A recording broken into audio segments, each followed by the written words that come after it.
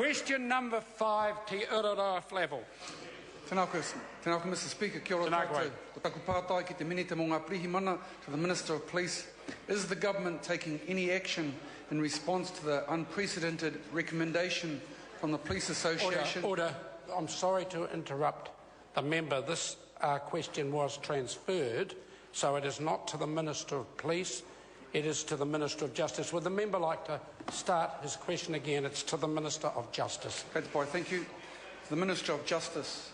Is the government taking any action in response to the unprecedented recommendation from the Police Association to call for an independent inquiry into the conviction of Teina Pora? And does she agree with what President Greg O'Connor describes as significant disquiet amongst police who are uncomfortable with the fact that Teina Pora is in prison for this crime? Mr. Speaker. Honourable Judith Collins. Speaker, there are two legal avenues for Mr. Pora. In 2011, he lodged an application with the Governor-General for the royal prerogative of mercy or a pardon. This application has been on hold as Mr. Pora's lawyer wished to provide additional evidence to be considered. So that is still open. The second avenue is for Mr. Pora to appeal to the Privy Council. The Privy Council may either quash Mr. Pora's convictions or order a retrial, which could result in Mr. Pora being found not guilty. Mr. Pora's lawyer has advised that he intends to apply to the Privy Council, and he is currently finalising papers for this. It is for the courts to decide whether a person is guilty of any crime, not the government. It would not be constitutionally appropriate for the government to launch yet another government inquiry into the police investigation or any other aspects of Mr. Pora's convictions until Mr. Pora has completed his legal options. If Mr. Pora has new and compelling evidence, then that needs to be presented by his lawyer in the proper way to the proper authorities, that is the courts or the Governor-General.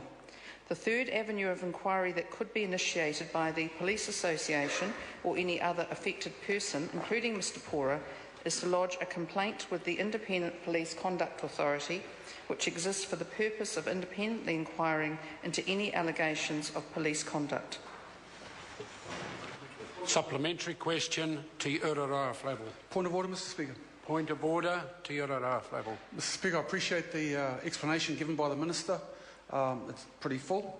But I did ask, and it's sort of around the question about whose responsibility this is. She did explain that it fell within the avenues available to Mr. Pora and, of course, to his supporters. But the question starts, is the government taking any action? So I'm just seeking as to whether the government, under the Minister's realm, has any plans, has any action, can take any action over this case. Just seeking some clarification around that. The Minister might like to elaborate, but it was pretty clear to me in the answer. The Minister was saying it's not the role of the government at this stage because there's two other courses of action available. I can add, I think, Mr. Speaker. Mr. Speaker, I'm happy to add for the members. Order. Happy to add for the members' benefit is that there already is an inquiry, and that's the inquiry under the royal prerogative of mercy, which is for a pardon, but that inquiry has not progressed further since 2011 because Mr. Pora's lawyer has said that he wants to present more evidence to it, and until he does, then it really can't progress further. So there already is an inquiry. Supplementary question to Ururoa Flavell. Thank you, Mr. Speaker. Thanks to the Minister.